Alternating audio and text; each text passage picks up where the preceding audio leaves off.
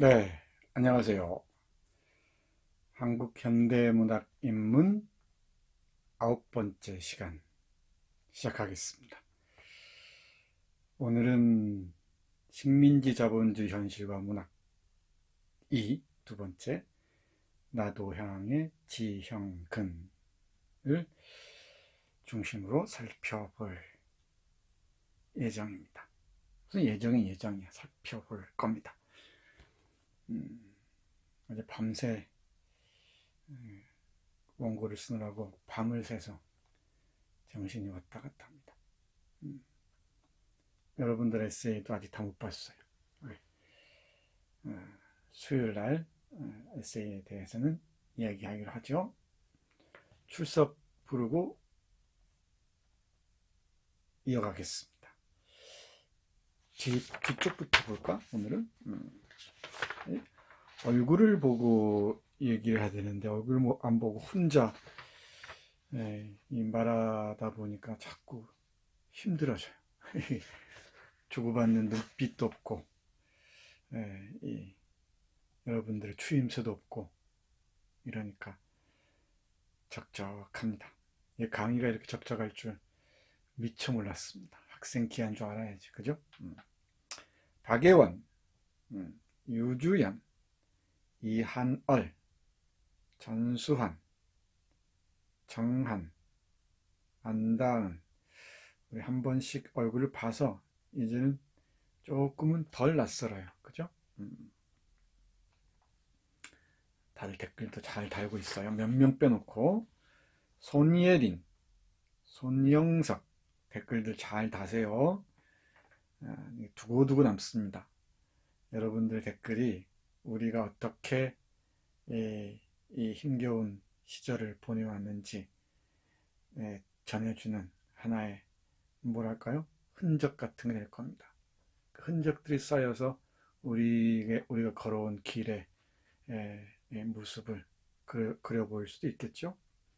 신희연, 유도영, 유아린, 윤나현, 이건, 이민성,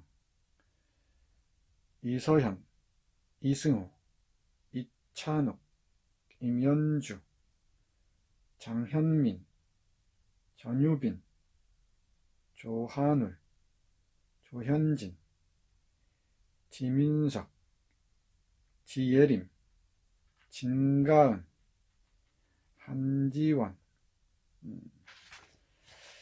김은수, 남기찬, 이태경, 임시현. 대답들 잘하고 있지? 구윤정. 보아하니까 이 유튜브에 계속 있을 거라는 그 믿음 아래 계속 미루는 학생들이 있는 모양이에요. 강의를 제때제때 보지 않고 가능하면 시간에 맞춰서 보기 바랍니다. 그러면 내가 시간에 맞춰서 업로드할 필요가 없지. 그렇잖아. 나도 몰아서 하면 되지 뭐. 쭉 있다가 그냥 기말에 쭉 몰아서 올리면 될 거 아닌가. 그때그때만 차근히 따라오세요. 우리 강의가 만만치가 않습니다. 뭐 양도 그렇지만은 수준도 만만치가 않아요. 잘 따라오세요. 권민선, 권영현, 권태욱, 김미현, 김소연, 김예림, 김유리. 이 학생은 학교를 그만둔 것 같죠? 김진우, 문주은, 문지민. 이 학생 지민씨도 그만둔 것 같습니다. 박민아, 박상현, 박영채, 박채연, 성재현. 미리미리 책들 잘 읽고요. 지난 시간에 현진건의 조선의 얼굴 중에서 고향 했었습니다. 기억나죠? 오늘은 지형근입니다. 이 지형근이라는 작품에서는 식민지 자본주의의 현실이 어떻게 문학적으로 형성화되고 있는지, 나도양은 20년대 이 식민지 자본주의의 전개를 어떤 부분에서 읽어내고 있는지 한번 보도록 하겠습니다. 다음 페이지로 갈까요?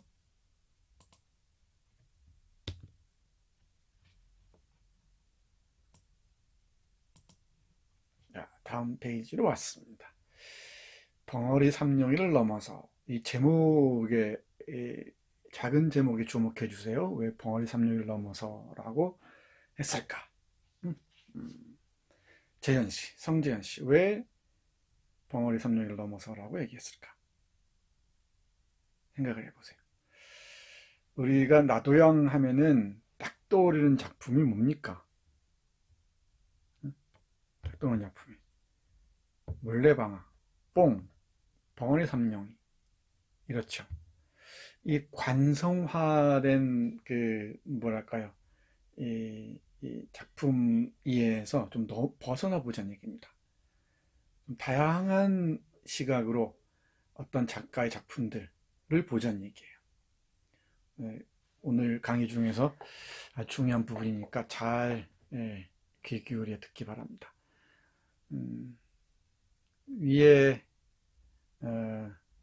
사진이 우리 나도양이 배제학당 다닐 때 모습입니다. 한복 입었죠. 아주 젊었을 때입니다.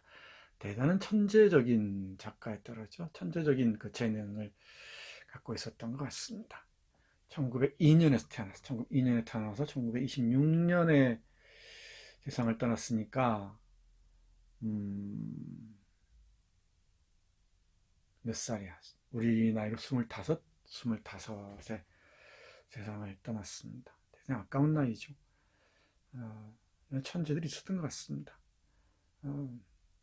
근데 이 폐결핵으로 세상을 떠나는데 이 당시 많은 예술가들은 일종의 뭐랄까 패션처럼 결핵을 달고 살았던 것 같아요. 그리고 이 결핵이라는 이 질병에 고통스러워하면서 이 창작 행위를 이어가죠. 이 결핵이라는 질병이 예술가들에게 어떤 그 영향을 끼쳤는지 분석하는 재미있는 책들이 많이 있는데, 그리고 질병 중에서 왜 이 폐결핵이라는 질환은 어떤 미학적으로 인식됐는지, 낭만적으로 인식됐는지를 얘기하는 작품들도, 이 책들도 여기저기 있습니다.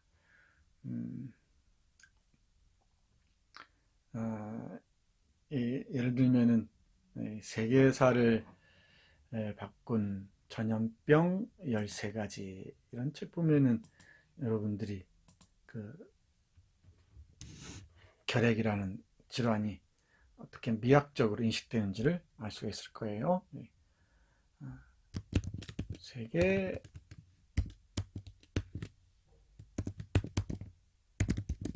바꾼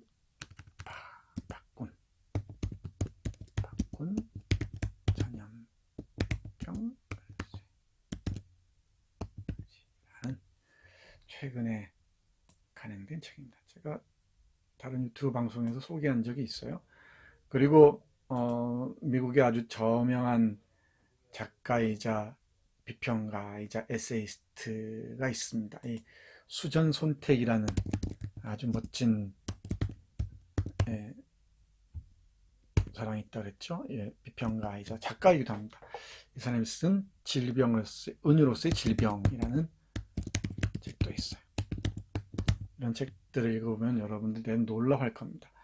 왜 질병이라는 질병이 은유로 사용되면서 어떤 질병은 대단히 아름답고 미학적으로 우리에게 받아들여지는가, 또 어떤 질병은 대단히 부정적이고 아주 무섭고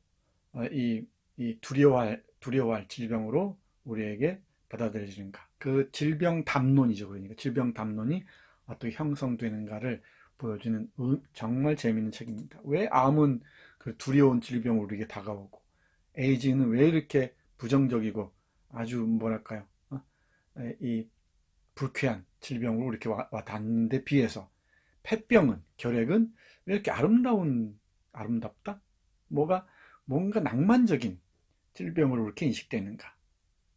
그런 경험도 종종 있죠. 좀 예를 들면은 우리 국민소설이라고 얘기하는 황순원의 이 뭐야, 어? 이 소나기에서 소나기의 소녀죠. 소녀가 뭐 때문에 죽어가나? 폐병으로 죽어가지. 그리고 오헬리의 세계적인 단편소설 마지막 입세에서도 죽어가다가 살아나는 것도 이 폐병이죠.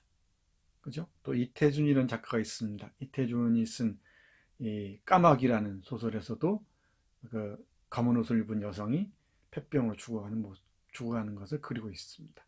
많은 그 이 소설에서 폐병을 앓는 사람들, 폐병쟁이 이른바 폐병쟁이들은 대단히 이 아름다운 모습으로 그려져요. 그게 어떤 질병이 이 미학적으로 우리에게 인식되는 그 과정들이 있습니다. 그러니까 폐병 담론이 형성되는 과정들이 있죠. 폐병은 분명히 무서운 질병이지. 무서운 질병입니다. 그리고 당연히 퇴치해야 할 것이고. 지금 퇴치됐다고 하지만 지금도 세계적으로 폐병으로 죽는 사람이 적지 않다 그러죠. 그런데 그 겉으로 드러나는 이 발병 양상을 보고서 이 폐병에 대해서 대단히 그 미학적인 평가 또는 뭐 성적인 평가를 했다고들 해요. 올해 역사가 참 오래됐습니다. 그걸 넘어서기 쉽지 않죠. 우리 나도양뿐만 아니고 김유정 알죠? 김유정? 응? 뭐 금따는 콩밭이나 또 뭐가 있나? 갑자기 생각이 안 난다. 이 김유정, 뭐 산, 불, 뭐 유명하죠? 동백꽃, 봄봄의 작가 있지? 그 작가도 폐병으로 죽습니다. 이상도 그렇고요. 많은 사람들이 그래요. 대부분 또 폐병을 앓고 살았고 40년대 초중반에 이 스트랩토마이신이라는 폐병 그 치료제가 발명되기 전까지는 폐병은 정말 무서운 질병이었습니다.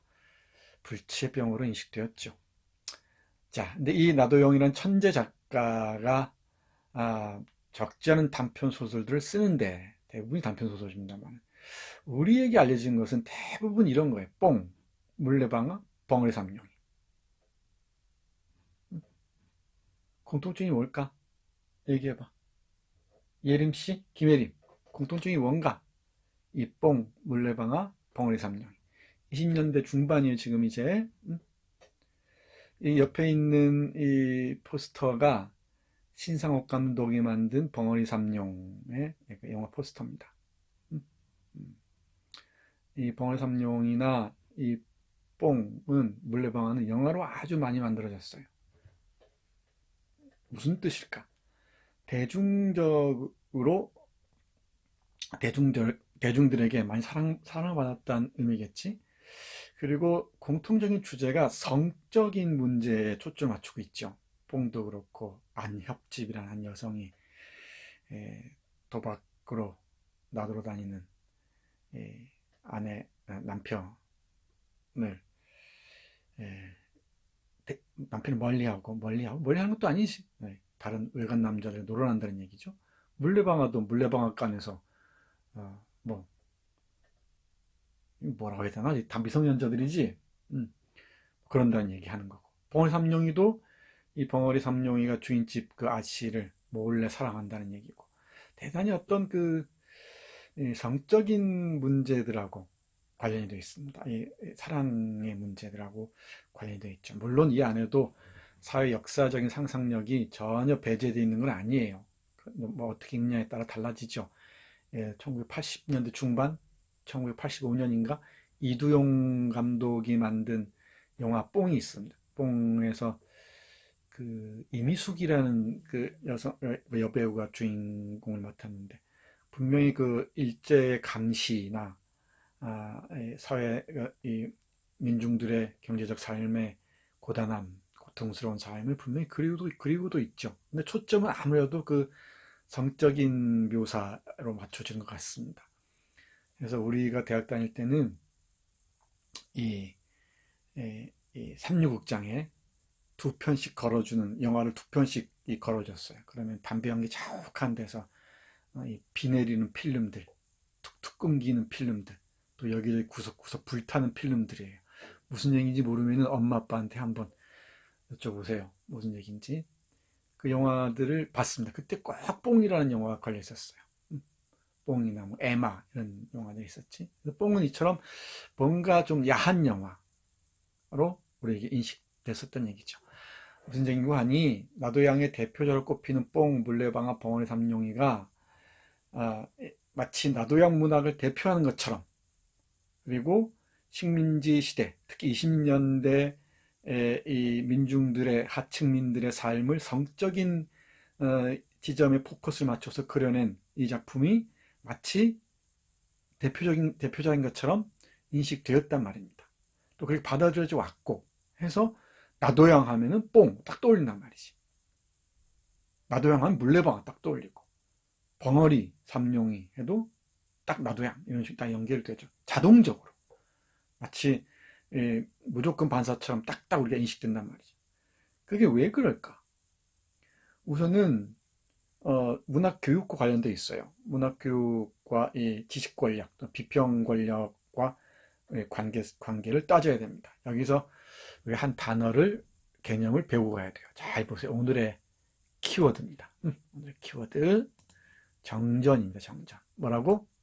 정전인데, 이 정전은 종교의 경전이 있죠. 뭐 성서든 불경이든 꾸란이든 이런 여러 이 경전들이 있죠. 유교로 얘기하자면은 뭐 사조삼경 이런 게 있겠지. 이 경전이라고 그럴 때 경전은 고갱이, 핵심이 되는 말씀의 모음집이지. 그래서 이 종교, 특정 종교에서 기준이 되는 그 경전으로 받아들여지는 것을 정전이라고 해요. 그리고 이 정전과 대비되는 다른 이 말씀들을 외전이라고 합니다. 외전 뭐라고 한다고? 외전이라고 해요. 외전. 이런 그 단어들을 한번 잘 찾아보세요. 찾아보면은 금방 알 수 있습니다. 두 번째 거 외전이라고 합니다. 정전이라는 말 분명히 확실히 이해 갔죠? 종교 쪽에서 주로 얘기를 합니다. 근데 이게 문학 쪽으로 오면서 문학뿐만 아니고 다른 분야도 마찬가지예요. 이 정전은 일종의 어떤 기준이 되는, 표준이 되는, 모든 사람들이 동의하고 따라야 하는 작품으로 인식이 돼요. 이 정전이란 말은 원래 그 어원을 따져보면은 이 특정 표준을 뜻하는 그리스어에서 왔다고 해요. 카논이란 말이. 그래서 이 인체 비례 딱 균형이 맞다. 모든 사람들이 다 받아들일 만하다. 이런 어떤 기준이 되는 것이지. 이 음악에서 악곡, 그 카논이라는 말도 있죠. 어떤 아주 균형 잡힌, 비례가 잘 맞는 악곡이란 말을 쓰입니다. 그래서 정전화 이런 말을 쓰면은 정전화하다 그러면은 뭐가 됩니까? 이 정전화란 말 쓰면은 영어로는 이런 용어가 있는데, 영어로 정전이 캐논이라고 그랬지. C-A-N-O-N. N이 두 개면은 캐논 하면은 대포예요. 대포. 캐노나이즈 하면은 I-Z-E 이러면은 캐노니즈 발음하든가. 캐노나이즈 이러면은 정전화하다, 정전으로 만들다 이런 뜻이겠지. 항상 잘 봐야 돼요. 항상 이 뭐뭐화하다에 주목해야 돼. 뭐뭐화하다, 이게 뭐뭐하다. 원래 그랬던 게 아닌데 뭐뭐처럼 만든다는 어떤 과정이 개입돼 있죠. 동사화 할 때 주목해야 돼요. 내가 예를 드는 게 자주 예를 드는 그 이야기가 있는데, 여러분들 그 머리를 파마하거나, 뭐 요즘 남학생 여학생 다 뭐 가리지 않죠. 뭐 염색을 하거나 이러면 뭐라고 합니까? 또는 샴푸를 온갖 샴푸를 다 발라서 머릿결을 이렇게 부드럽게 해놓고서는 뭐라고 해요? 어우 자연스러워 이러지. 응? 이 자연스러워.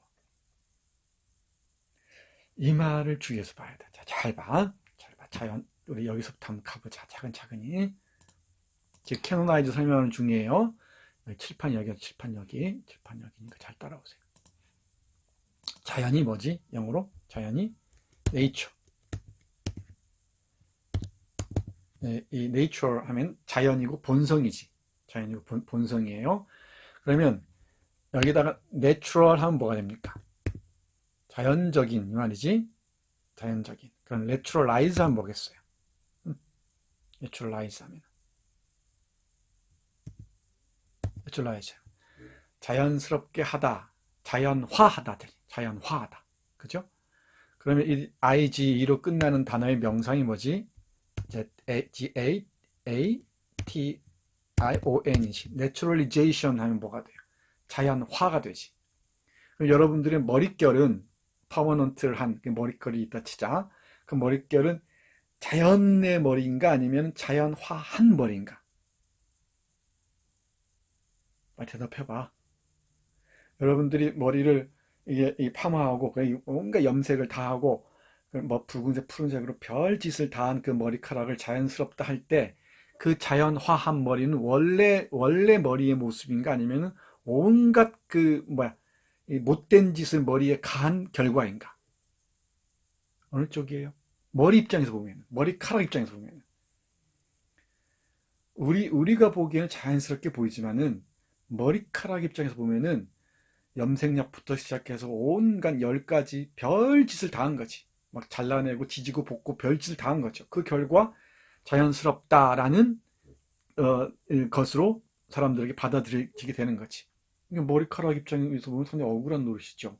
자기는 그렇게 고통스러운 시간을 거치고 나서야 아주 그 뭐야 인위적인 자기적인 머리 모양으로 만들어진 건데 사람들은 그걸 보고 자연스럽다 한단 말이지. 이렇게 머리 막 이렇게 하면서 억울하지 않겠어요? 우리는 뭔가 자연스럽게 받아들여질 때 늘 이걸 거꾸로 거슬러 올라가는 사유의 운동을 펼쳐야 돼. 응? 뭐의 운동? 사유의 운동. 그럼 자연스럽게 보이는 것의 원래 모습은 뭐였을지를 거꾸로 추적해야 돼. 나는 이걸 내가 이래저래 좀 만들어서 쓰는 말인데, 디내추럴리제이션이라고 해요. 탈자연화. 자연에서 자연화된 것을 벗겨버리는 거지. 탈자연화하는 겁니다. 안자로 쓰면은 어렵지 않지? 탈자연화. 그러니까 자연에서 자연화된 것에서 벗어나는 거지. 그러면 원래 머릿결의 모습이 무엇인지 알 수 있겠죠.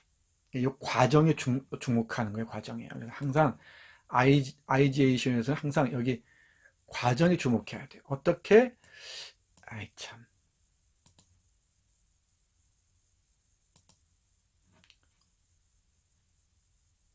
어떻게 이 자연스러운 것으로 만들어졌는지 이 과정에 주목하고 그럼 원래 모습은 무엇이었을지를 생각하는 거지.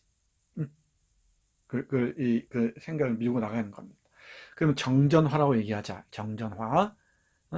그러니까 이 뽕이 물레방아가 벙어리 삼룡이가 처음 짠 하고 발표됐을 때 모든 사람들이 와 좋아하고 그랬을 것 같은가?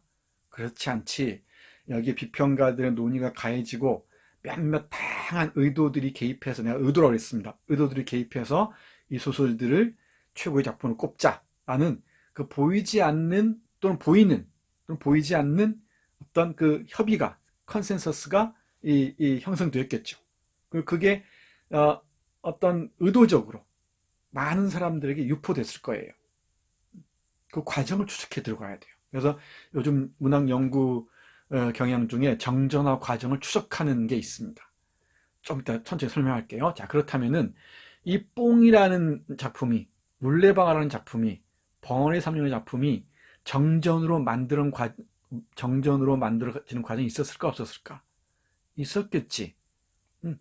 나도왕에 쓴 여러 작품들이 있어요. 40편? 아마 그쯤 작품이 있습니다. 그 작품 중에서 여러 작품들이 있는데 왜 하필이면 이 세 작품이 유독 훌륭한 작품으로 평가를 받았을까? 그리고 이 평가는 영원할까? 아니면 가변적일까? 그러니까 불변적일까? 가변적일까? 질문하고 대답해야 돼요. 나도양 문학 작품 중에서 뽕과 물레방아 번외 삼룡이가 불변적으로, 그러니까 영원히 대표적으로 남을 것이다 라고 생각하는 사람. 아니다. 나도양의 많은 작품 중에서 다른 작품들이 얼마든지 대표적으로 훌륭한 작품으로 등장할 수가 있다. 이렇게 생각하는 사람. 어느 쪽이 옳을까? 질문 속에 대답이 다 들어있지. 당연히 대표작은 바뀔 수밖에 없습니다. 그러면은, 자, 봐요. 다시. 캐노나이즈 하는 과정에서, 자, 생각해봐. 누가, 누가, 무엇을, 어떤 작품을이겠지? 왜 정전화하는가? 이 질문이 제기돼야 되지. 우리 계몽하다 할 때 얘기했었잖아. 누가 왜 이 작품을 정전으로, 대표작으로, 핵심적인 작품으로 꼽았을까? 그걸 여러분들이 파고들어야 돼요. 그 과정이 디캐노나이즈 하는 과정이겠지. 알겠지? 이제 디캐노나이즈 하는 과정. 여기 디내추럴리제이션의 뜻이. 여기도 캐노니제이션이란 명사가 당연히 가능하겠지. 원래 캐노나이즈는 카톨릭 용어예요. 시성하다 이런 뜻인데, 그러니까 성인으로 부르다, 성인임을 선언하다 이런 뜻이에요. 그러니까 세인트라고 선언하다 이런 뜻인데, 캐노나이즈 하면은 정전화하다 말을 쓸 수 있지. 그러면은 누가 왜 어떤 작품을 정전으로 만드는가 고민해야 돼. 앞에서 황순원 얘기를 잠깐 했었는데, 황순원에 아주 많은 작품들이 있어요. 정말 많은 작품들이 있거든. 카인의 후예부터 시작해서 수많은 작품들이 있단 말이야. 근데 그 중에서 중고등학생들에게는 유독 소나기가 대표작으로 꼽혀요. 그런 경우가 많습니다. 물론 학이라는 작품도 대표적으로 꼽히죠. 근데 왜 국민 소설로서 이 학이라는 작품이 읽혔을까? 고민해볼 만하죠. 그 많은 소설들이 있는데 왜 황순원의 작품 중에 소나기일까? 또 황순원과 동시대에 활동한 작가들이 많이 있는데 왜 황순원의 소설이 한국 문학의 대표적인 작품 꼽혔을까? 물론 잘 쓴 훌륭한 작품이기 때문에 그럴 수도 있죠. 당연합니다. 그렇지만 그 이면에는 분명히 이 누군가는 어떤 문학 권력 또는 비평 권력이라고 얘기를 해요. 그래도 권력이거든. 문학 권력이 어떤 의도 아래, 내가 의도라고 했습니다. 어떤 의도 아래 이 어떤 특정 작품을 표준적인 작품으로, 대표적인 작품으로 만들어내는 그런 과정들이 있었다는 것이지. 예를 들면은 이승만 독재 정권 하에서 이 문교부가 있었어. 문교부, 요즘 교육부 같은 거지. 교육부에서 교과서를 만든단 말이야. 또는 박정희 독재 체제 하에서, 전두환 노태우 독재 체제 하에서 교과서에 실린 작품과 민주화가 진행된 이 김영삼 정권 이후에 민주화가 진행된 이후 지금까지 교과서에 실린 작품들은 차이가 있을까 없을까? 당연히 있죠. 당연히 있죠. 여러분들은 자연스럽게 배우겠지만은 교과서에서 백석 씨 배웠지, 정지용 씨도 배우죠, 이용학 씨도 배우지, 이태준 소설도 읽었지, 그죠? 박태원 소설도 보죠. 소설가 고보씨 일일. 적어도 90년대 중반까지는 이런 작품을 교과서에서 볼 수가 없었어요. 볼 수가 없습니다. 왜? 대부분이 월북한 사람이거나 또 북한에 남은 사람들이거든. 작가나 시인들이거든. 민주화 이전에는 볼 수가 없었어요. 그리고 그 이전 교과서에서는 대부분 순수 문학들이 대거 교과서에 실렸습니다. 또는 식민지 시대에 어떤 고통받는 삶을 그린 작품들 일부러 제한되었었지. 그러면은 정전화 과정에서 어떤 의도가 개입하는지 설명이 되죠. 그러니까 자본주의의 모순과 자본주의의 폭력성, 자본주의의 어두운 지점들, 그리고 이른바 친일파들의 그 이 행태들을 그린 작품들이 교과서에 실릴 수 있었을까 없었을까? 없지. 어, 쉬운 테마는 아닌데, 이 정전과 정전화 과정을 둘러싼 다양한 문제들 주목해서 보세요. 누가 어떤 작품을 왜 정전으로, 표준이 되는 작품으로 선정하고 그것을 교과서에 게재했을까? 우리는 한국의 문학 이해 수준은 뭐 시든 소설이든 중고등학교 교과서에 실린 게 가장 일반적이고 보편적이에요. 정전으로 받아들여지죠. 교과서에 실렸다 그러면은 뭐 대부분의 한국인들이 아니까, 중고등학교를 나온 사람들은. 그렇죠? 그리고 대학을 대학에서는 문학을 체계적으로 가르치지 않지. 여러분 같은 귀족들 말고는 체계적으로 배운 사람들 없어요.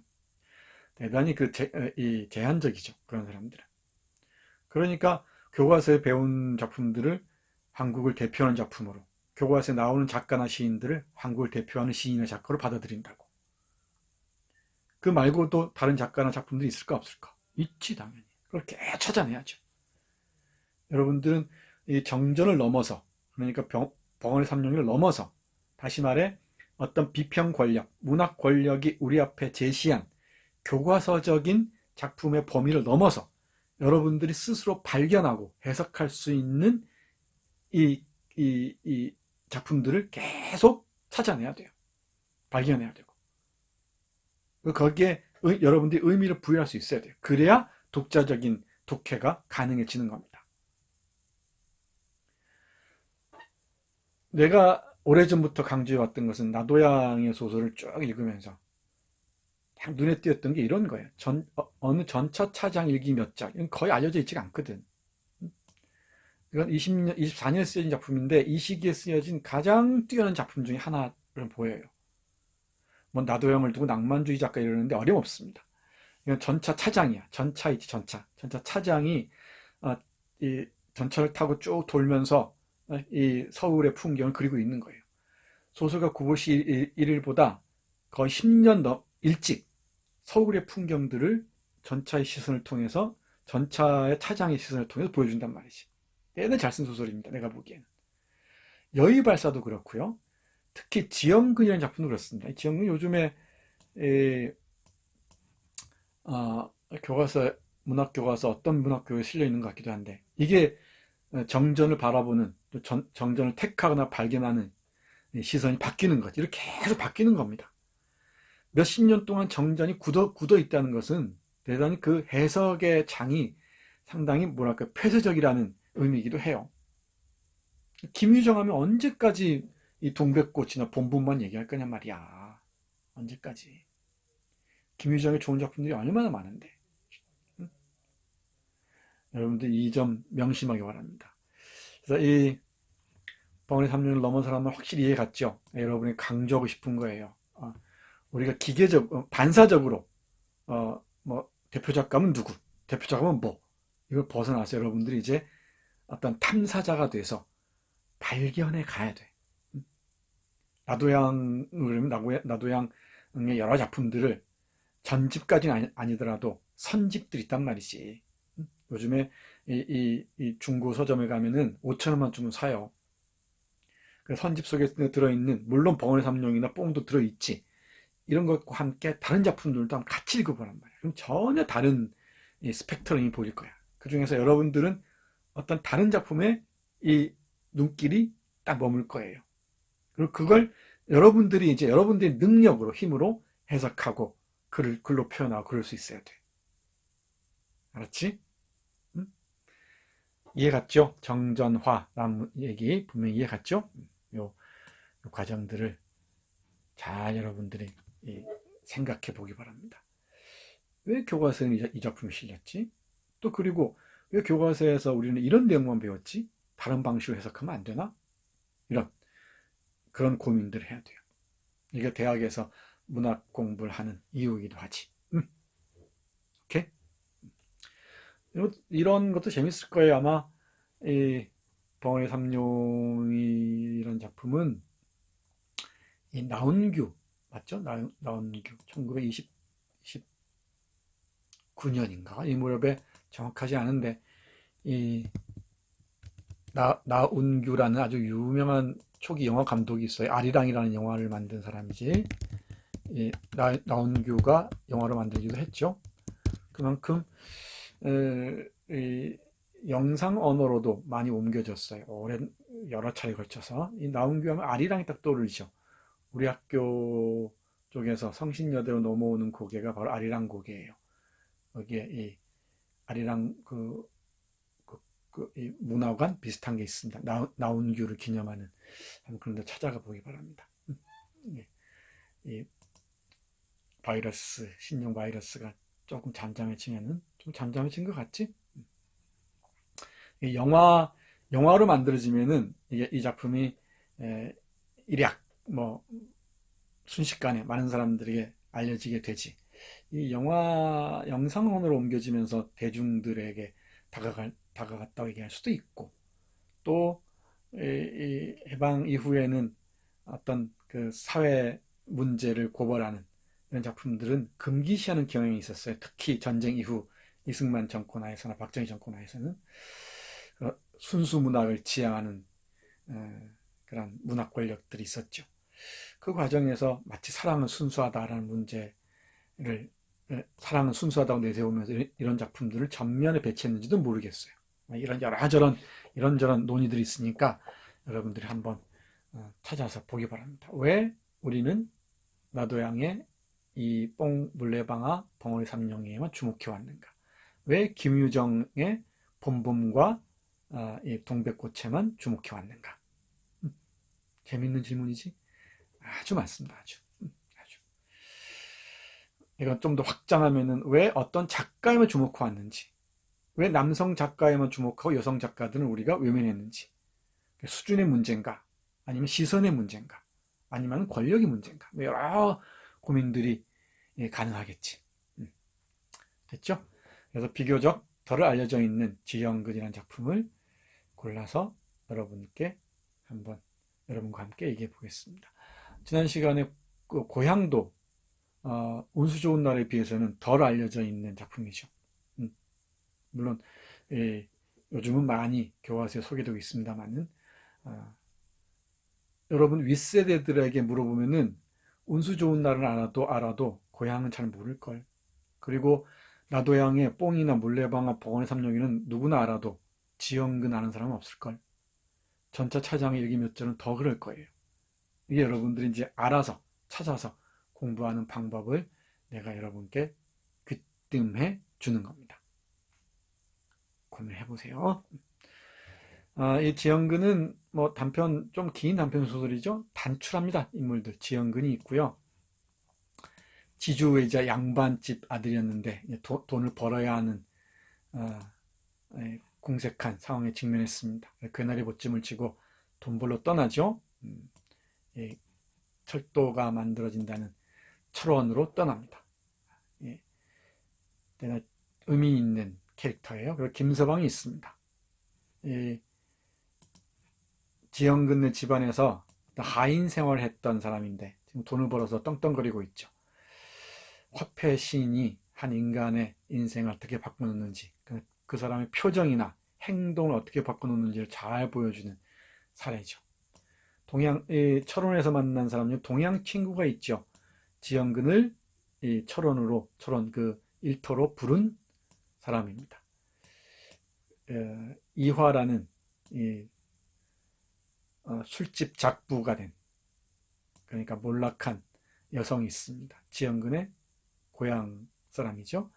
조주사라는 이 노동자들의 그러니까 비정규 노동자죠. 이 노동자들의 타락한 삶을 보여줍니다. 이 면석이가 등장하죠. 이게 답니다. 이게 다. 경찰 지나가는 사람 1, 2, 노동자 1, 2, 이 정도 빼고 이게 답니다. 이 지형근의 삶의 한 부분, 짤막한 시간이죠. 길어야 몇 달 동안의 삶을 통해서 식민지 자본주의의 아주 그 열악한 현실들을 잘 보여줍니다. 그리고 이 노동자들의 그 정말 참담한 삶과, 그리고 그 과정에서 어떤 한 여성을 둘러싼 이 욕망, 그 싸움, 대결, 그리고 이 가난으로 내몰린 사람들의 그 심리 변화, 이런 것들을 아주 잘 보여주는 작품이에요. 훌륭한 작품입니다. 자, 다음 페이지로 넘어가 보겠습니다. 자, 지우개. 이런 작품 읽을 때는 역사적 그 배경들을 늘 주목해야 돼요. 요즘은 이 포털 사이트, 특히 구글에서 좋은 이미지를 많이 제공하니까 그 이미지들을 많이 보세요. 그 훨씬 더 생생하게 우리 눈앞에 그 장면들이 떠오릅니다. 이 소설의 핵심적인 배경이랄까? 이 역사적인 그 상황은 금강산 전기철도 공사입니다. 뭐라고? 금강산 전기철도 공사. 이 금강산 전기철도는 강원도 철원군의 철원역과 금강산의 내금강역을 연결하는 철도였어요. 네, 그게 뭐 순차적으로 개통이 되죠. 순차적으로 개통이 됩니다. 처음 개통된 것은 1924년이라 그러지. 1924년에 부분이 개통되고, 그 다음에 몇 차에 걸쳐서 30년대 중후반까지 내금강까지 쭉 이어지는 금강산 관광을 위한 이 철도였죠. 이 철도는 참 많은 얘기가 필요한데, 그 다음에 우리 박태원 할 때 다시 한번 이 미디어로서의 교통기관을 통해서 얘기할 때 좀 상세하게 살펴볼 기회가 있을 겁니다. 운임은 당시 쌀 한 가마인 7원 56전. 어마어마하지. 이때 책 한 권이 대개 뭐 50전 1원 뭐 이랬습니다. 36년 연간 관광객이 15만 4천 명. 어마어마하지. 운행 속도는 약 40km 정도였다고 합니다. 이 속도가 많이 늘어났죠. 경인선 철도의 속도가 20km였다 그랬지. 약 40km로 배가 향상됐습니다. 물론 석탄으로 가지 않는 전기로 가는 철도여서, 그리고 이 산으로 가는 철도여서 좀 느리긴 했겠지만은 상당히 빠른 편이죠. 요게 그 철도 전기차의 모습입니다. 그때 사진이에요. 그리고 이게 철원역 풍경입니다. 철원역. 이게 이게 있는 걸로 봐서는 트롤리라 그러나요? 이 전기를 공급하는 이게 있는 걸로 봐서는 분명히 전기철도라는 걸 알 수가 있지. 이런 그 구조도 그렇죠. 이런 철도 보면은 전기철도가 어떻게 생겼는지 알 수가 있습니다. 이 전기철도가 놓이는 현장, 그러니까 대규모 이 공사가 펼쳐지는 그 현장이 이 소설의 배경이야. 확실히 이해갔지? 그러니까 이때 조선의 곳곳에서 이런 대규모 공사가 벌어졌어요. 특히 철도 사업들, 그리고 저수지 사업들, 신장로 사업들, 곳곳에서 이 공사가 벌어집니다. 그리고 30년대 이러면 그 금광 사업들이 벌어져서 조선인들을 이 황금에 미친 사람들로 만들어 놓죠. 왜 이제 이태준의 영월영감, 맞죠? 영월영감, 이런 작품들에서 영월영감인가? 복덕방인가? 영월영감이지? 영월영감이 잘 드러나죠. 이런 대규모 공사를 배경으로 해서 이곳에 몰려든 이 뜨내기 노동자들, 그러니까 객지 생활하는 뜨내기 노동자들의 삶을 핍진하게, 진실에 가깝게, 이 핍진하다는 말 종종 쓰는데, 핍진하다, 이러면 남들이 쓰니까 좀 알아두세요. 뭐 대단히 사실에 가깝게 이런 뜻이에요. 사실에 육박하다, 사실에 가깝다는 뜻입니다. 그랬어요. 대단히 그 리얼하게 그리고 있습니다. 내가 보기에는 70년대 황석영의 뭐 객지, 그 어떤 선구라고 할 수 있지 않을까 싶기도 해요. 노동자들의 조직된 투쟁을 그리고 있지는 않지만 노동자들의 참담한 삶을 그림으로써 이것이 인간인가라는 걸 묻는 거지. 그럼 그 작품 읽는 사람들의 인식은 달라질 수밖에 없죠. 아, 우리가 타는 철도의 그 이 바닥에는, 그 저 밑바닥에는, 그러니까 이 빛나는 철도를 만들기까지 그 과정에는 이런 사람들의 정말 인간 이하의 삶이 있었구나 라는 걸 알게 되겠지. 이게 문학의 역할이라면 역할이라고 할 수 있겠죠. 이 문학과 저항의 문제는 따로 아주 구체적으로 다룰 때가 있을 겁니다. 여기 소설의 한 부분을 봐요. 난 동아출판사에서 나온 판본을 참고했는데 보세요. 그때 강원도 철원에는 팔도 사람이 다 모여들었었다. 이건 역사적 사실입니다. 그 모여드는 종류의 사람인즉 어떠냐면 대개는 시골서 소작농을 하다가 동양척식 회사 딱 나오지 이제. 그래서 소작권을 잃어버린 사람이 아니면 사람이거나 이 말이죠. 일확천금의 꿈을 꾸고 허욕에 덤빈 사람들이었다. 그러니까 화폐를 찾아서 돈을 찾아서 몰려든 사람들이었죠. 또는 동양척식 회사에 먹고 살 것을 빼앗기고 어쩔 수 없이 이산의 길, 유랑의 길을 떠난 사람들이겠지. 고향 잃은 사람들이 모여드는 곳이죠. 또 저기 가면 돈을 번다는 얘기를 듣고 너도 나도 없이 일종의 골드러시를 찾아서 분화방처럼 사람들이 몰려들듯이 철원으로 몰려들었던 것이지. 그것은 철원에 수리조합이 생기며 수리조합은 큰 저수지를 만들고 그 저수지를 이용하는 이 조합을 만든 거예요. 그래서 이 저수지에서 물을 쓰려면 물세를 내야 했단 말이지. 물값을 내야 했단 말이에요. 그러면 이거 가지고 또 온갖 이 착취와 수탈이 벌어집니다. 수리조합도 여러 소설에서 많이 나오는 이 하나의 뭐랄까요? 식민지 상황을 잘 보여주는 사례예요. 그 개간공사로 노동자를 사용하는 까닭도 있었지만 수리조합이 만들어지니까 거기에 이제 이 농지를 개간하는 이런 사업도 벌어졌겠지. 금강산 전기철도가 놓이며 이게 나오지. 되게 구체적입니다. 철원은 무서운 속력으로 발전하는 데 따라서 다소간에 금융이 윤택하여지며 이 돈이 어떻게 움직이는지 봐야 돼요. 근대소설의 실질적인 이 주인공이랄까? 실질적으로 인물들을 움직이는 힘은 이 돈이야, 돈. 돈이거나 사랑의 힘이거나. 근데 대부분 돈이에요. 이 욕망도 이런 이 돈의 흐름과 밀접한 관련이 있습니다. 그래서 늘 이 돈의 흐름을 봐야 돼요. 우리 무적 얘기할 때 이광수의 월급 봉투가 얼마였냐 이런 걸 내가 반쯤 농담 삼으로 썼지. 그걸 잘 봐야 돼. 이 돈이 어떻게 움직이는지를.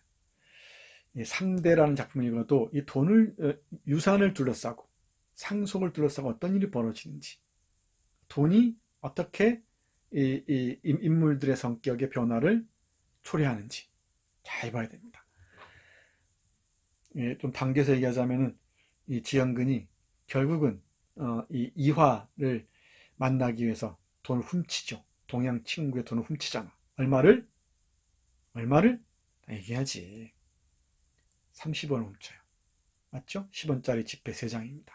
자기는 몇십 전이면 되는데 30원을 두고 떠는 장면들이 있지. 그러면 결국은 구치소 경찰로 끌려가게 되잖아. 그 과정들을 잘 보세요. 이 양반 집안 아들이었던 지연근이 어떻게 몰락해 가는지를 잘 보여줍니다. 그 경유지가 어디야? 바로 금융이 윤택, 돈이 비교적 풍부했던 이런 금강산 정철도 공사가 벌어지는 철원이었던 것이지. 멀리서 듣는 불쌍한 사람들의 마음들을 충동이요 윤택하여지며 멀리서 그 소식을 듣는 불쌍한 사람들의 마음을 충동질해서 나도 철원, 나도 평강. 평강도 그 동네 이름이에요. 철원 평강 이러지. 이 평강이 지금은 북쪽 땅입니다. 철원은 지금 38선 이북 지방이에요. 철원에서 온 사람 있나 혹시? 38선 이북 지방입니다. 이 한국전쟁 때 남한 쪽에서 연합군이 찾은 곳이지. 38선 지도로 보면 위쪽에 있습니다. 거기 가면은 이 노동 당사가 골조만 앙상하게 남아 있어요. 여기에 이 철원에 가면은 식민지 시대 근대 유산이 남아 있습니다. 금융조합도 있고요. 이런 나중에 한번 답사를 갈 겁니다. 이런 부분 잘 보세요. 평강은 북한 쪽입니다. 지금 나도 철원 나도 평강하고 덤비게 된 것이다. 확실히 이해 갔지? 금강산 전기철도와 지연근의 삶. 이 전기철도 공사가 지연근의 삶을 결정적으로 바꿔놓지. 어떻게? 아까 얘기했잖아. 이 양반집, 지주 집안에 떵떵거리던 자제에서 평안청을 거치면서 어디로 가? 경찰서로 가지. 이렇게. 몰라의 과정들 잘 보세요. 이제 가문이나 뭐 문벌 이런 게 중요한 시대는 다 지났습니다. 이제 돈이 문제지. 나는 내 모든 걸 설명해 주는 것은 돈밖에 없어요. 그런 시대에 접어들었습니다. 이 점을 우리 나도양은 예민하게 다 파악하고 있었던 것이지. 다음 페이지 볼까요? 나도양은 이 작품에서 이 철원 평강의 현장을 괴물의 도가니로 딱 얘기해요. 괴물 도가니라고. 이런 그 구절 하나가 이 작품에 대한 그 뭐랄까요?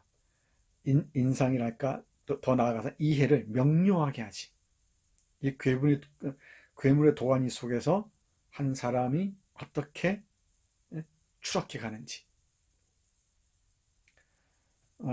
이 노동자들에 대한 어떤 뭐랄까 낭만적인 이런 그 상상이 끼어들 여지가 없습니다. 아주 고통스러운 삶, 정말 열악하게 그지없는 삶을 그대로 보여줘요. 그 노동자들이 얼마나 비루한가, 비열하고.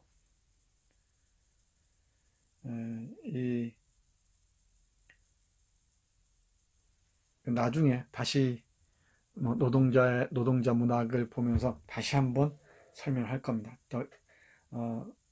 조금만 앞당겨서 얘기하자면은 카프 문학에 가면은 노동자들을 혁명의 주체로서 불러내요. 혁명의 주체로서 호명하다, 불러내고 그걸 전위 부대로서 내세운단 말이지.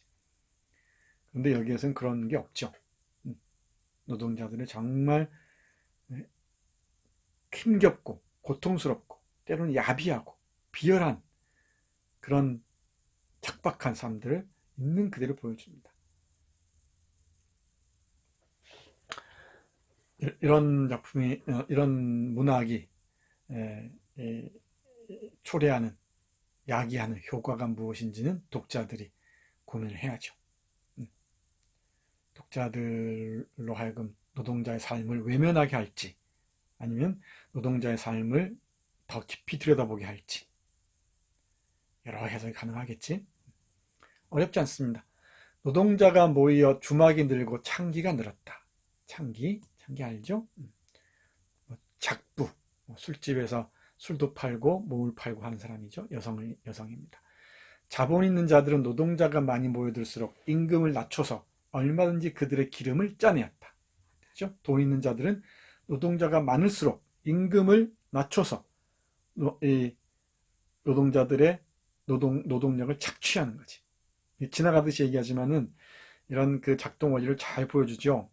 노동력의 공급이 많을수록 노동력의 그 대가는 낮아질 수밖에 없지.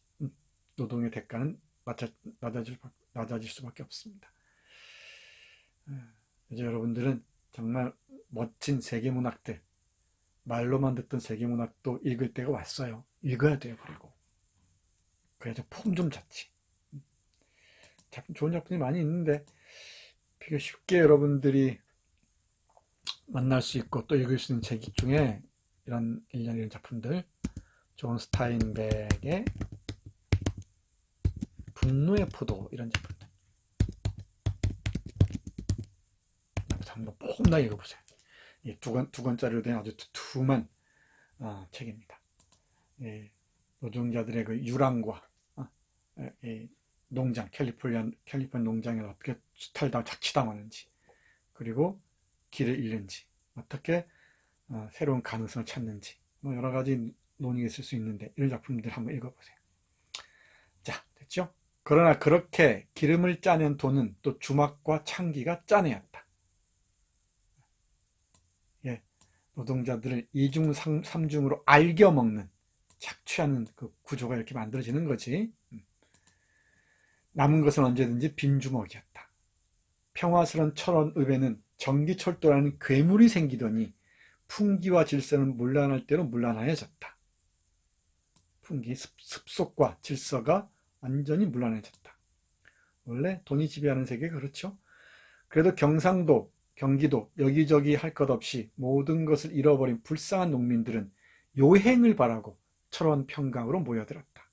지영군도 지금 그러한 괴물의 도가니, 피와 피를 빨고 짓밟고 물어뜯고 볶는 도가니를 향하여 가며 가슴에는 이상의 꽃을 피게 하고 있는 것이나, 돈 많이 벌어서 가정복에 살리고 어쩌지 해야지, 큰 소리 쳐야지, 이런 거죠. 마치 절벽 위에서 신기루에 홀려 한 걸음 한 걸음씩 향하여 나가는 것이었다. 신기루, 헛것이죠. 헛것에 들린 사람처럼 추락을 모르고 나가고 있었던 것이었다. 이렇게 말합니다. 잘 읽어보세요. 아주 재밌습니다. 우리가 어떤 이 가짜 희망에 이끌려서 눈먼 사람처럼 절벽으로 나아가듯이 지영군도 유해가 아니었던 거지. 이 괴물이 도가니 속으로 발을 들여놓고 있었던 것입니다. 안 어렵죠? 네, 어렵지 않습니다. 괴물의 도가니 그 이미지를 한번 상상해 봤으면 좋겠네요. 그래서 이제 앞에서 다 설명했던 겁니다. 어렵지가 않아요. 이제 문벌이니 뭐니 지위니 이런 건 아무런 쓸모가 없어요. 모든 걸 설명해 주는 건 돈밖에 없지. 그 에피소드가 잘 드러나는 게 바로 김서방네 집에 들렀을 때였지. 이 김서방이라는 예전에 지주이자 양반임을 내세우고 떵떵거렸던 지영근네 집에서 일하던 하인이 있다 그랬죠. 그 사람이 이제 돈을 벌었던 모양이야. 어찌어찌 해서 지영근이 돈을 빌리러 가지. 돈을 빌리러 갔을 때 그 아주 비굴한 표정의 우리 지영근, 그리고 이 속으로 저런 자에게 뭐랄까 굽신거리는 게 못내 못마땅해서 이 내심 불만을 토로하는 모습들, 아주 그 심리적인 이 풍경들을 잘 보여주고 있는 에피소드예요. 그러나 그럼 단념하였다. 단념하였다는 뭐냐면은 한 소리 크게 해주려다가 하대를 하거든. 뭐 하게나 이런 식으로 반말 비슷하게 하거든. 옛날 상전에게 말이야. 그러니까 괘씸했겠지. 어디 상전에게 돈 좀 있다고 하대를 하다니. 응? 나더러 뭐 하게나 이런 식으로 말하다니. 괘씸하고 화가 날 만도 하죠. 그런데 그런 걸 단념합니다. 소용없어요. 소용없습니다. 자기가 노동을 하러 괴나리 보찜을 쥐고 나가는 이 시대에서는 무엇보다 뭐가 있어야 돼? 무엇보다 돈이 있어야 한다. 돈이 있어야 한다. 우리가 화폐신 얘기 했었지. 화폐신 얘기는 집중해서 한번 얘기할 거예요. 돈만 있으면 무엇인 된다. 양반도 되고 남을 부릴 수도 있으니까 자기도 돈을 벌어서 다시 옛날의 문벌을 회복하고 남도 부려보리라 하였다. 우리 첫 시간에 다 얘기했던 거죠. 화폐신이 이제 모든 것을 명령하고 지배합니다. 보이는 신이. 이게 조선시대에는 그러지 않느냐라고 얘기할 수도 있겠지만은, 조선시대에는 어떤 일부 삶에 한해서 그랬다면은, 이제 자본주의가 점점 본격화할 때는 전면적으로 우리 인간의 자본주의 이 체제 안에 산 사람들의 의식과 무의식까지 이 화폐신이 점령하고 지배하기 시작했다는 점, 이 점에 결정적인 차이가 있다고 했죠. 그러니까 지금은 참아야 한다. 숙명적으로 그는 자기가 이렇게 된 것이니까 단념하지 않을 수 없다. 뭐 옛날 그 하인이라고 해서 큰 소리치고 뭐 이래라 저래라 할 수 없다는 것이죠. 옛날에는 문벌만 있으면 무슨 짓, 사람을 죽이고도 무사했던 것이나 마찬가지로 지금은 돈만 있으면 무슨 짓이든 괜찮다는 관념이 한층 깊어지며 그는 얼핏 목적지에 가서 돈을 벌어 가지고 오고 싶었다. 근데 이게 헛것 신기루가 된다 그랬죠. 이 김서방을 김서방 위에 군림할 수 있는 방법이 이제 뭐밖에 없어요. 돈을 많이 버는 것밖에 없지. 그거 말고 다른 방법이 없습니다. 문벌이니 뭐니 이런 거 다 쓸데없습니다. 여기에서 자본주의 윤리란 무엇인가 이런 얘기를 해야 되는데 천천히 한번 기다려 보세요. 그런 얘기가 언제쯤 나올지. 자, 다음에는 어렵지 않습니다. 여기 이 자기부정도 흥미로운데요. 우리 지영근은 분명히 일용직 노동자, 아직 일자리도 제대로 못 구했지만 일용직 노동자잖아. 그럼 노동자로서의 그 자기의식이 있어야 되는데 어떤 분열증을 앓고 있는 것 같아요.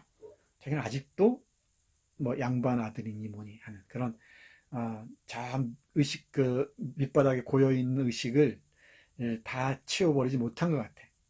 그래서 이 이화를 둘러싸고 다른 남자, 특히 면석이와 싸움이 벌어졌을 때 자신을 노동자라고 부르자 맞아 막 화를 내죠. 내가 어디 노동자냐. 그 노동자를 이렇게 천박하게 대했다는 것도, 천하게 봤다는 것도 알 수 있는 대목이기도 합니다. 그 장면입니다. 노동자는 노동자로서 자기 의식을 갖는 게 당연할진데 그렇지 않는 사람들이 많이 있습니다. 지금도 그렇습니다. 지금도 그래요. 분명히 자기가 노동자이고 노동자로 살아갈 사람들이 대부분임에도 불구하고 자신 노동자가 아니라는 어떤 허위의식에 사로잡혀서 못 태어나온 사람들이 많습니다. 여러분들에게 물어볼게요.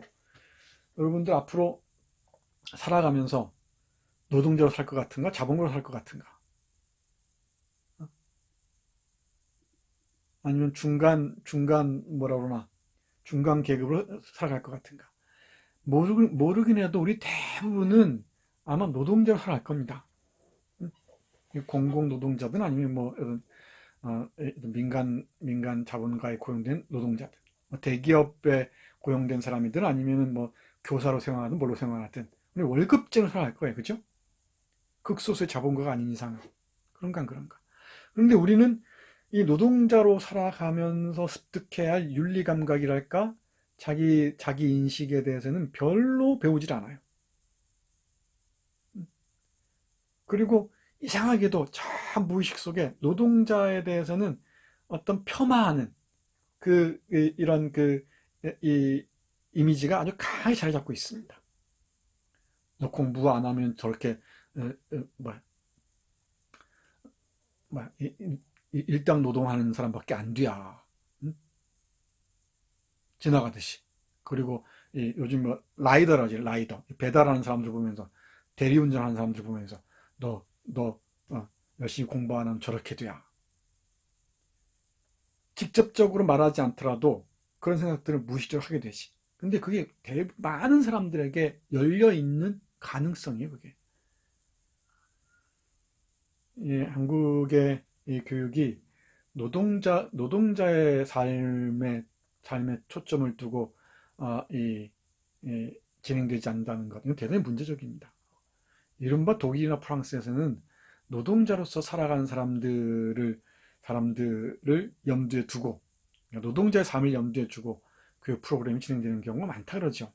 우리는 어떤가? 그러다 보니까 자기부정하게 되지. 분명히 계급적으로 노동자이면서도 노동자가 아니고 중산층이고 다 사장님이고 그런 식으로 허위의식에 짓눌려서 살아가죠. 그리고 해서 투표 성향을 보더라도 노동자의 이익을 대표하는 쪽에 투표하는 사람들은 노동자들이 아닌 경우가 많아요. 의외로. 이건 정치 공학을 얘기하는 사람들에게는 흥미진진한 테마죠. 그러니까 블루 칼라들이 이른바 이 자본가들을 옹호하는 정당을 지지하는 경우가 많습니다. 이건 어인 일일까? 가난한 사람들이 이렇게 하루 멀어 하루 먹고 사는 사람들, 이른바 지연군 같은 사람들은 당연히 노동자의 권익을 옹호하는 정당을 지지해 맞겠죠. 근데 그렇지 않다는 거지. 이런 문제들도 현실적인 과제와 관련지어서 한번 생각해 보기 바랍니다. 20년대 초반에 쓰여진 작품이지만 지금 읽어도 생생하게 와닿아요. 생생하게 와닿습니다. 늘 다시 강조하지만 이 텍스트가 생산된 역사에 대한 이해는 기본이고 그 이해를 토대로 해서 지금 맥락에서 다시 읽을 수 있어야 돼요. 자, 보세요. 면석이는 그래도 여전히 현근을 보고 놀려댄다. 이놈아, 내가 이놈 노동자가 감히 누구 앞에서 그따위 짓을 해? 응? 그러니까 이화를 이 면석이가 독차지하고 싶어 하는 거지. 이 면석이는 진짜 노동자가 아닌 줄 아는 거죠. 응? 면석이 주제. 자기는 펜때 불린다 이거지. 일용 노동자하고는 다르다는 얘기죠. 여기도 아주 그 미묘한 그 억압과 이 지배, 피지배의 이 메커니즘이 작동하고 있습니다. 항상 이 하층민들끼리 싸움을 벌이게 하죠.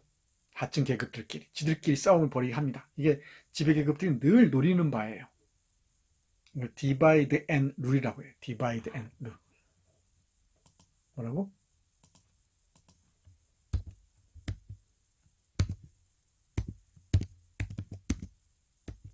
divide and rule.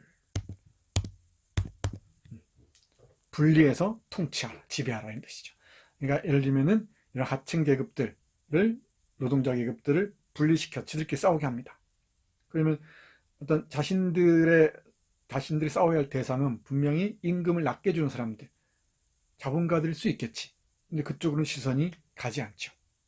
그 안에서 싸우는 겁니다. 그러니까 면석이와 일용직 노동자 또는 일용직 노동자 측에도 끼지 못하는 이런 지연근의 싸움을 보세요.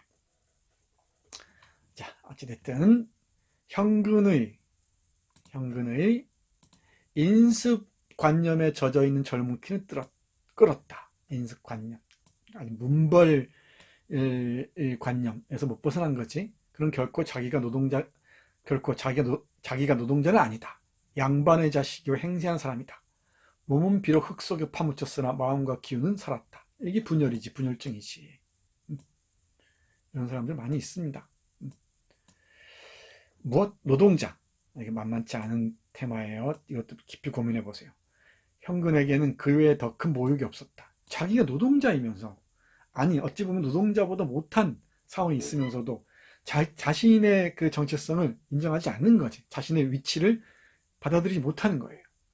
그럼 면석이를 향하여 기운에 타는 그 두 눈은 부릅떴다. 부럭불그럭 하면서 쳐다봤다 이 말이죠. 그래 이놈아, 네가 노동자가 아니고 무엇이야? 글쎄 그만들 두세요. 제발 저 방으로 가시오. 이화에게요. 하면 이화는 가운데 들어섰다. 현근은 이화를 뿌리쳤다. 그는 이화를 뿌리칠 때 더러운 년, 갈보년 하는 소리가 입으로 나오지는 아니하였으나 그의 온 정신을 귀퉁이 속으로 속속들이 울리는 것 같았다. 이 이화에 대한 욕망과 이 욕망에서 좀 멀어졌을 때 이화를 향한 이 저주의 언어들, 동양에 몰래 눈길을 주고받았던 이 여성이죠. 이 여성에 대한 이 폭언들 보세요. 물론 직접 내뱉진 않았지만 자기 부정의 모습도 상당히 흥미롭게 와닿습니다. 다음 페이지 볼까요? 잘 보세요. 이런 것들. 자기 부정. 무너지는 삶, 무너진 관계.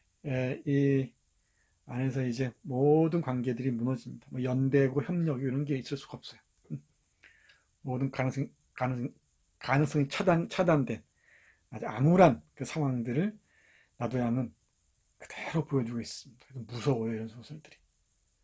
인간이 대단히 고상하고요.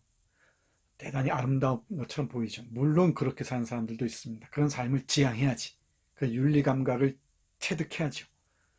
그러기 위해서는 인간이 얼마나 비인간화될 수 있는지, 얼마나 짐승에 가까워질 수 있는지, 왜 그런 상황에 처해 있는지를 동시에 볼 수 있어야 해요. 그래서 이런 소설들을 읽어야 합니다. 꼼꼼히 보세요, 꼼꼼히. 형근은 그 여자를 보고 마치 뜻하지 아니한 곳에서 뜻한 사람을 만난 것 같이 놀라지 않지 못하였다. 이건 좀 앞부분으로 가서 형근이 이화를 만났을 때 얘기입니다. 조주사라는 뭐랄까 친구 뜯어먹는 사람 있죠. 동료 뜯어먹는 자, 그 사람의 안내로 따라가서 이화를 만났을 때 얘기입니다. 반가웠다면 반가운 일이요, 궤변이라 하면 이런 궤변이 또 어디 있으랴. 그 여자는 형근의 고향에서 한동리에서 자란 여자다. 그래도 행색깨나 한다고 하여 어려서부터 규중에 들어앉아 배울 것이란 남겨놓지 않고 배우고 익힐 것이란 모조리 익히더니 불행히 그가 13살 되던 해 아버지가 돌아가고 호럼이 혼자 그 딸을 길러오는데 본시 청빈한 집안이라 일가 친척이 있기는 있지만은 인심이 점점 강박하여짐을 따라 돌아보는 이 없으므로 그 여자가 14살 되던 해 그의 어머니는 딸을 데리고 자기 친정 오라버니를 따라갔다. 그러다 이것도 역시 이산이죠. 그러다가 어찌어찌 하다가 이 이화라는 여성은 이름도 고향도 다 버리고 이 철원의 술집까지 흘러 들어온 것이지. 이 작부 소설, 술집 작부가 주인공으로 등장한 소설들이 많아요. 한국 문학사에. 70년대 문학이 많습니다. 앞에서 얘기했던 황석영의 삼포 가는 길, 그렇죠. 그리고 또 뭐가 있지? 많이 있는데 그 배종옥이 훌륭한 연기를 펼쳐 보이는 젊은 날의 초상인가? 그 이문열의 소설을 영화로 만든 그 젊은 날의 초상, 이런 작품들이 많이 있습니다. 여기서 이 무정의 영체의 어떤 삶의 그 일면이 살짝 보이기도 하죠. 무너지는 그 삶들을 보세요. 우리 이화를 통해서 무너진 삶을 보고, 이게 문학사에서는 이런 삶들이 어떻게 그려지는지 하나하나 잘 살펴보세요. 그러면은 여러분들 시야가 훨씬 넓어질 겁니다. 몰락하는, 무너지는 여성들의 삶. 여성들이 특히 이 경제적인 이유로 이렇게 이 처참한 상황에 처하는 경우가 많죠. 길게 얘기하지 않겠습니다. 다음 페이지입니다. 이렇게 시간이 훌쩍 가는지 몰라. 오늘 딱 50분만 하려고 했는데. 자, 계속 보죠. 무너지는 삶, 무너지는 관계. 그는 비로소 사람 많이 사는데 인심이 강박한 것을 알았다. 이제 모든 공동체 윤리가 다 무너져 버렸어요. 이 돈이라는 신이 지배하는 세계에서는 모든 의심과 협잡이 판을 치죠. 어떤 깊은 연민이나 동정, 협력, 연대 이런 거 불가능합니다. 정말 이게 나도양이 그리고 있는 삶의 모습이에요. 우리 현진건이 이 운수 좋은 날에서 보여주고 싶었던 게 이런 겁니다. 하층민의 삶이 고통스러운 삶, 정말 인간 이하의 삶들을 보여주고 싶었던 것이지. 여기 궁극적으로 던진 질문이 뭐예요? 이래도 인간이 할 수 있는가? 이게 과연 인간의 삶인가? 어쩌다가 이런 삶을 살게 되었는가? 그 과정들 여러분들 역으로 추적해서 물어야 돼요, 계속. 그리고 이 삶이 식민지 시대 이 사람들에 국한되는 것인가? 지금은 없는가? 왜 없겠어요? 왜 김첨지들이 없겠는가? 왜 이화가 없겠는가? 왜 지연근이 없겠는가? 그 사람들 주위에서 찾아내야지. 읽어내야죠. 그 사람들의 삶의 결들을 읽어내야 돼요. 여러분들은 매 눈으로 그 사람들의 얼굴을 보고 그 삶의 한 단면을 보고 그 사람들이 살아온 이야기들을 읽어낼 수 있어야 돼. 그리고 그 한 사람의 이야기를 통해서 우리 우리의 현실의 단면들, 역사의 흐름들을 읽을 수 있어야 돼요.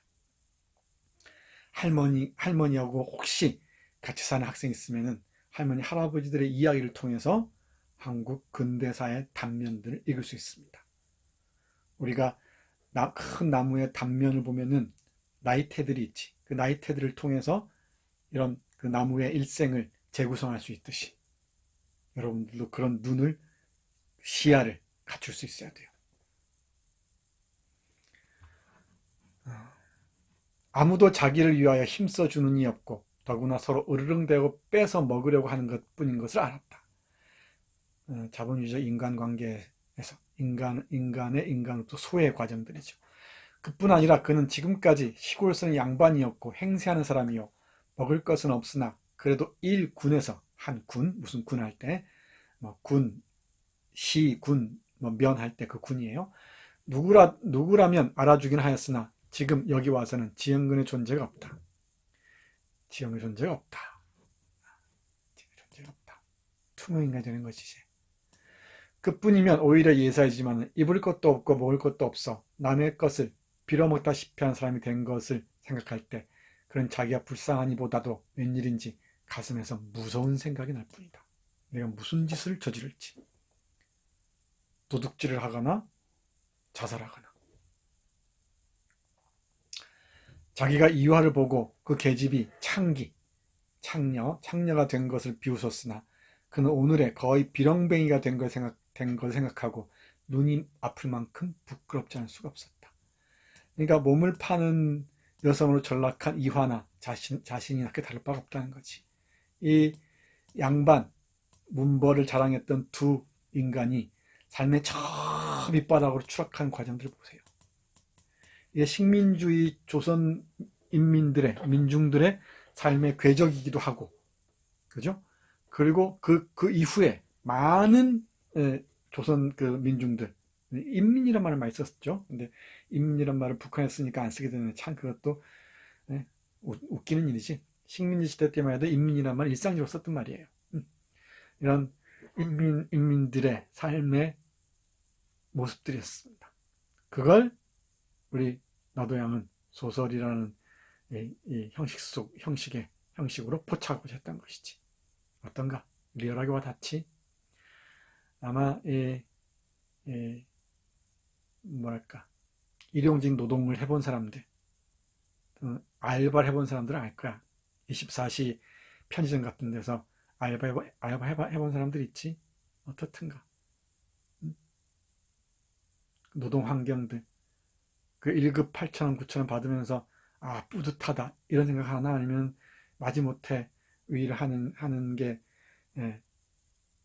참 구차하게 와닿든가. 이런 그 지원군의 모습이 변형된 형태로 내 모습에 어떻게 투영되는지 그 흐름들을 잘 봐야 됩니다. 그게 소설 읽는 거예요. 다 왔습니다.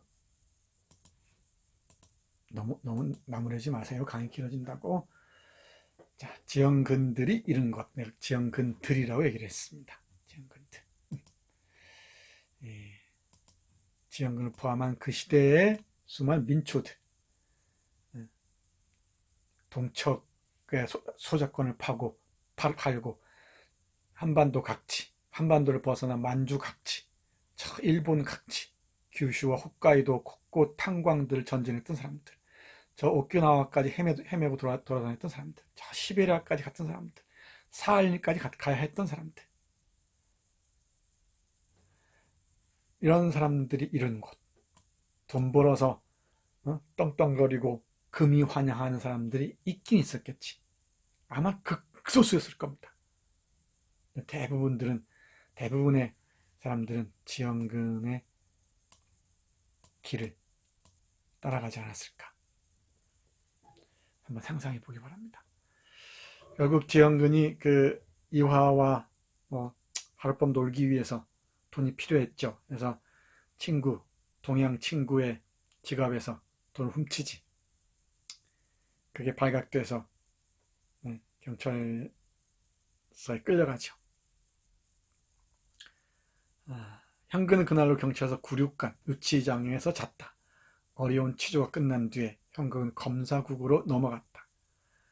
요즘 말하면 검찰청 이렇게 봐야겠지. 그 이튿날 신문에는 아래와 같은 신문 기사가 났다.